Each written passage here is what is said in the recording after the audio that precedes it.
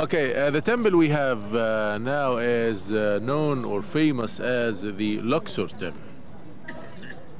This temple was built by King Amenophis III, a king known as Amenophis III, around the 14th century BC. From here to the Karnak Temple, where we have been a few minutes ago, it's almost 1 mile.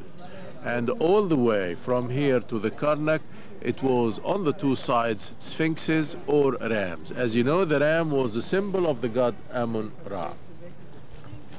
Looking to the pylon built by King Ramses II, and in front of the towers of the pylon, we had here 6 statues, 3 on this side and 3 on the other side.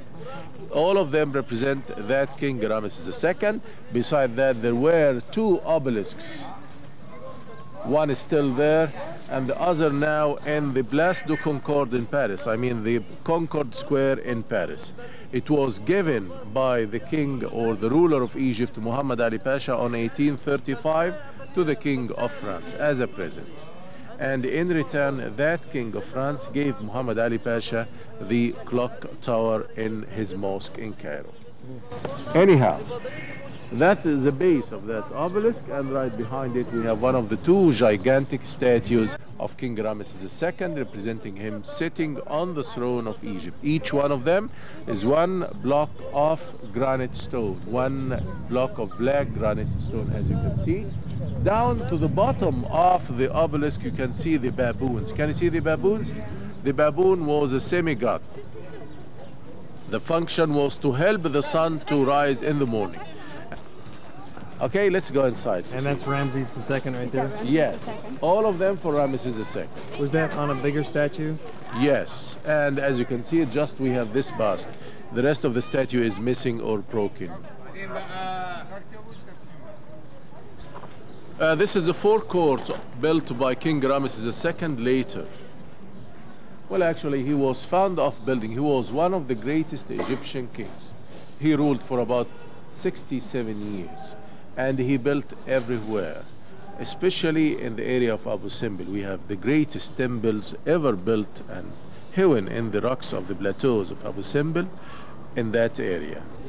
When the French came to Egypt about 1798, they were accompanied, I mean, Napoleon was accompanied by a big number of scholars to make a survey about this country. So some of his scholars and troops arrived in the area of Luxor. Coming to Luxor, they discovered that the village of Luxor, it was a small village. It was built over parts of this temple. And the different statues around the forecourt are for that King Ramses II. And the destruction of these statues was made by the Persians who invaded Egypt around 400 BC. They destroyed all the statues. But from what was left for us from these statues, we can recognize the quality of the art and the quality of the sculpture here as a very high quality. 2 huge statues, each one of them is 1 block of granite stone for the same King Ramses II, sitting on his throne with the double crown on his head. Actually, this forecourt was never covered with any ceiling. It was like an open court. So are all these big statues Ramses II? Yes, all of them. All during his lifetime? Right, right. Yeah. Actually, building a temple for the god, it was not something like we do today. It was a kind of a national project. Everybody think about participating or paying for it. The religion during the ancient times was everything. The life was nothing compared with the afterlife. That's why the lifetime was dedicated to serve religious reason or for the afterlife purposes. Okay, let's go this way. The 2 rows of pillars we have here, they say they were built in the name of King Tutankhamun. They are not as big as those in the Karnak Temple. Actually, the capitals of these pillars are what we call the Papyrus Capitals. These are the Papyrus Capitals. Okay, let's go this way, please. The original temple built by King Amenophis III starts right here. The main entrance and then the open court, and the corridor of pillars. The pillars you are going to see are that type of pillars which is imitation for a bundle of reeds of plants.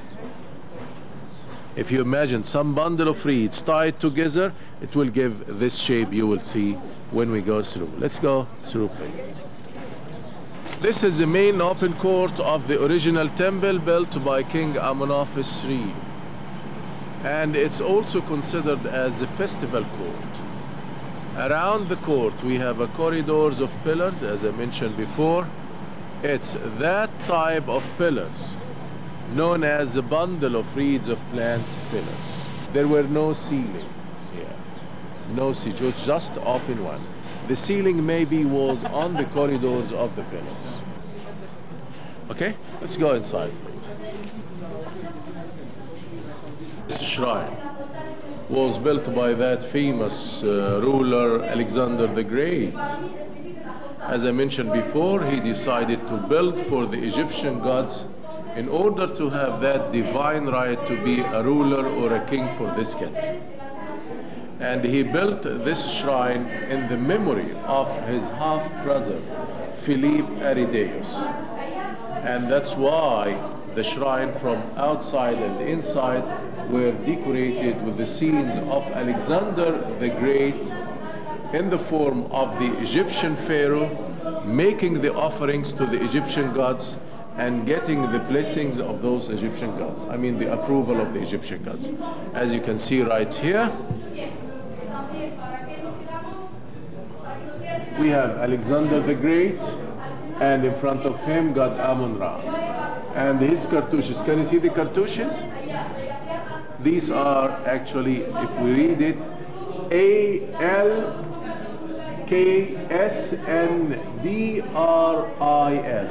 Alexandries, in hieroglyphs. And right on this side we have these chapels dedicated to the god Amun-Ra in the center, the goddess Mut to his left, and the god Khonsu to the right. There were a ceiling here and a very small slit windows like these in the ceiling to give a very little of light for the same idea, the imagination of the power of the gods.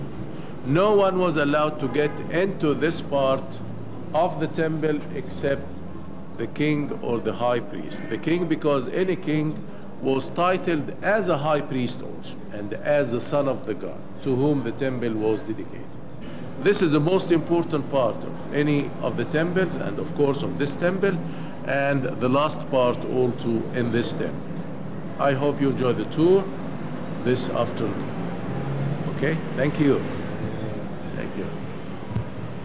For now, we're just going to have another look at some of the other statues and features of this great temple at Luxor.